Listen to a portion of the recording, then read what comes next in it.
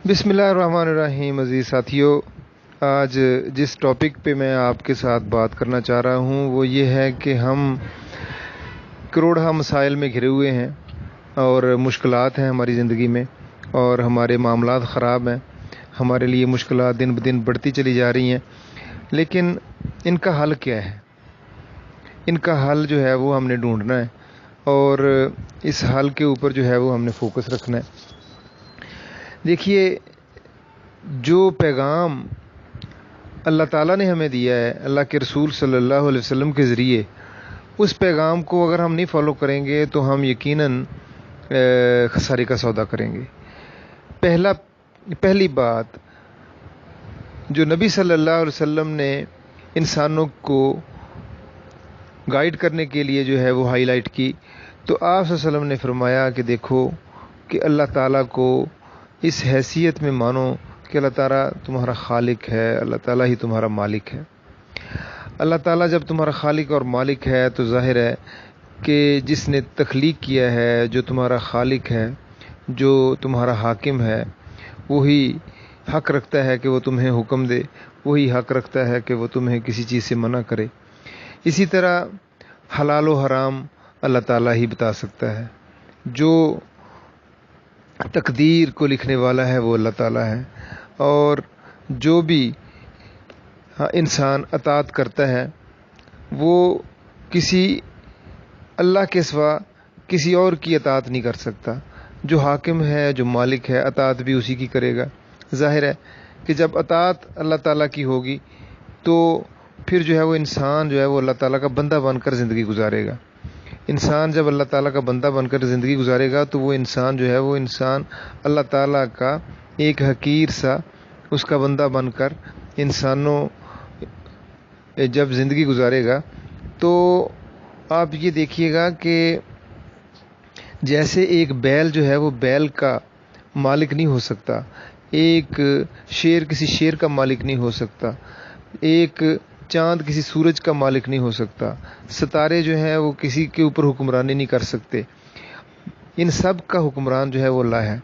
अल्लाह ही ज़मीन व आसमान का मालिक है। तो जब मालिक और खालिक हमने अल्लाह ताला को तस्लीम कर लिया तो अताअत भी हमें अल्लाह ताला की ही करनी पड़ेगी। अगर हम अल्लाह ताला की अताअत को छोड़कर किसी और की अताअत करेंगे तो हम अल्लाह ताला की बगावत करेंगे, और जो बागी की सज़ा होती है वो फिर बड़ी संगीन होती है। और ये अल्लाह के नबी सल्लल्लाहु अलैहि वसल्लम ने हमें पहली बात बताई कि हाकमियत अल्लाह ताला की है, इक़्तिदार उसके हाथ में है, मालिक अल्लाह ताला है, और उसी के हाथ में जो है वो हमारी मलकियत है। पूरी की पूरी कायनात उसके हाथ में है, उसी की मुट्ठी में है। तो इसलिए जो है वो हलाल व हराम सॉवरेनिटी उसके हाथ में है। हलाल व हराम वो कर सकता है, और हुक्म वो दे सकता है, मना वो कर सकता है। पहली बात तो ये। दूसरी बात अल्लाह के नबी सल्लल्लाहु अलैहि वसल्लम ने जो बताई वो ये है कि देखो, तुमने एक दिन अल्लाह की बारगाह में पेश होना है। ऐसे नहीं है कि तुम जो है वो शुतरे बेमहार हो और तुम्हें कोई पूछने वाला नहीं। दुनिया में तो तुम अपनी मर्ज़ी कर सकते हो, और किसी हद तक अल्लाह ताला ने तुम्हें ये छूट दी हुई है कि तुम हक़ को अपना लो या बातिल को अपना लो। लेकिन अल्लाह की बारगाह में जब पेश होगे तो यकीनन जो है वो तुम एक दिन जज़ा व सज़ा का दिन आएगा। अल्लाह ताला तुम्हें जो है वो तुम्हारे अमाल के मुताबिक तुम्हें जज़ा व सज़ा भी देगा। और तीसरी बात जो नबी सल्लल्लाहु अलैहि वसल्लम ने बताई वो ये है कि जो इखलाक हैं वो रहबानियत के गोशों में नहीं है, वो खानकाहों या मसाजिद के लिए नहीं है, बल्कि वो तजारत में बरतने के लिए हैं, बल्कि वो अदालत में बरतने के लिए हैं, वो मईशत को चलाने के लिए हैं, वो दुनिया के तमाम मामलात को चलाने के लिए हैं। ये आप सल्लल्लाहु अलैहि वसल्लम ने हमें बताया। और फिर आप सल्लल्लाहु अलैहि वसल्लम ने हमें बताया कि देखो कि अगर तुम लोग अल्लाह ताला को छोड़कर और अल्लाह के इस पैगाम को छोड़कर, कुरान को छोड़कर अगर तुम किसी और की अताअत करोगे तो तुम जो है वो ऐसे गंभीर मसाइल में उलझ जाओगे इस दुनिया में भी, और आखिरत भी तुम्हारी गारत हो जाएगी कि जो है वो तुम्हें नुकसान का सौदा जो है वो फिर तुम्हारे लिए होगा। अगर तुम इस चीज़ को नहीं समझोगे, अगर तुम किसी और की अताअत करोगे तो यकीनन जो है वो नुकसान उठाओगे। इसी पैगाम के साथ इन्हीं उसूलों को अगर हम अपना लें کہ اللہ تعالیٰ کے پیغام کو ہم سمجھیں، اللہ تعالیٰ کے نبی صلی اللہ علیہ وسلم کے پیغام کو ہم سمجھیں، اور یہ سمجھیں کہ اللہ تعالیٰ نے ہمیں اس دنیا میں بھیجا ہے، حاکم اللہ تعالیٰ ہے، حاکمیت اس کے ہاتھ میں ہے، اور مالک وہی ہے، خالق وہی ہے، رازق وہی ہے، مدبر وہی ہے، تقدیر اس کے ہاتھ میں ہے، اور سمیع بصیر وہی ہے، اور حی قیوم وہی ہے۔ تو پھر جو ہے وہ سارے مسئلے حل ہو جاتے ہیں۔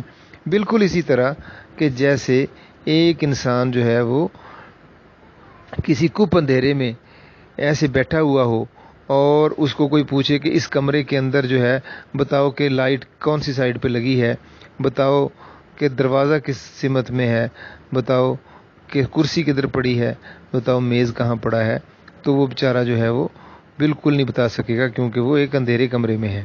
لیکن جو ہی آپ روشنی آن کرتے ہیں یا کوئی لائٹ آن کرتے ہیں تو فوری 1 سیکنڈ سے پہلے وہ آپ کو بتائے گا کہ یہ ہے وہ ڈائریکشن، کہ جس سمت میں جو ہے وہ کرسی پڑی ہے، یہ فلاں چیز ہے، یہ فلاں چیز ہے۔ بالکل اسی طرح کائنات جو ہے وہ سمجھ میں اس وقت آتی ہے جب انسان جو ہے وہ اللہ کے نور کو سمجھ جاتا ہے۔ اللہ تعالیٰ قرآن پاک میں فرماتا ہے کہ اللہ نور السماوات والارض، اللہ ہی زمین و آسمان کا نور ہے۔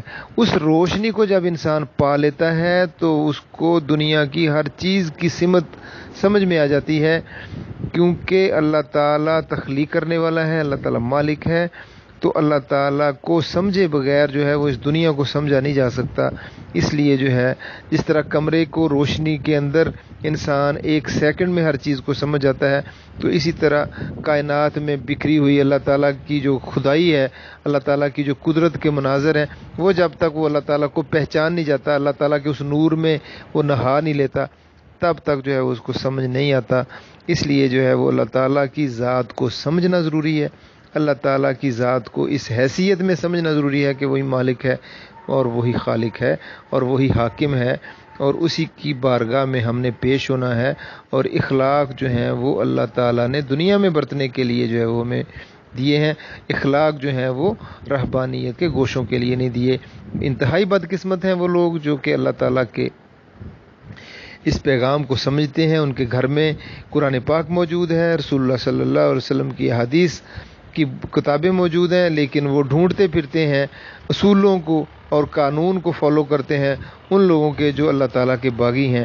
اللہ تعالیٰ سے دعا ہے کہ ہمیں ایسے باغیوں سے جو ہے وہ نجات عطا فرمائے، اور اللہ تعالیٰ کے بندوں میں شامل کر لے، ان نیک بندوں میں کہ جو اللہ تعالیٰ کے قوانین کو فالو کرنے کے لیے جو ہے وہ اس دنیا میں جدوجہد کر رہے ہیں، اور اس دنیا میں جو ملک پاکستان میں ایک ایسا نظام برپا کرنے کی کوشش میں لگے ہوئے ہیں کہ اس ملک میں جو ہے وہ اللہ تعالیٰ کی حاکمیت جو ہے وہ غالب آ جائے۔